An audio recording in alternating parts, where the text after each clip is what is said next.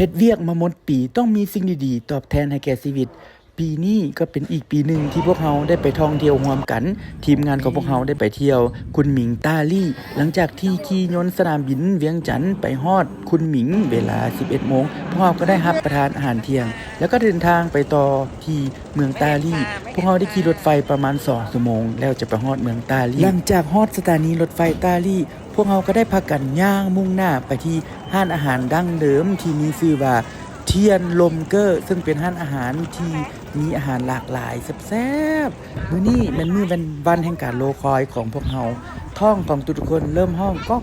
กๆมื้อค่ำของพวกเราที่ร้านอาหารจีนชื่อดังบรรยากาศอบอุ่นหรูหราแต่เป็นกันเองโต๊ะอาหารบ่มีเพียงแต่อาหารที่เต็มไปด้วยรอยยิ้มและเสียงหัวของทุกๆคนเท่านั้นเบิ่งแม่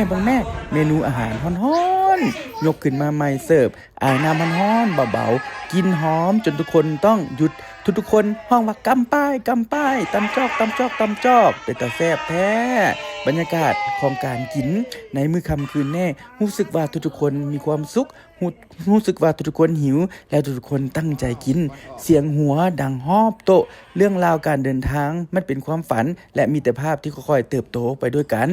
หลังจากที่เฮ็ดเวียกหนักมาเป็นระยะเวลา1 ปีเต็มๆทีมงานของพวกเขาได้มาท่องเที่ยวพวกเขาได้พากันใช้ชีวิตเรียนรู้วัฒนธรรมเรียนรู้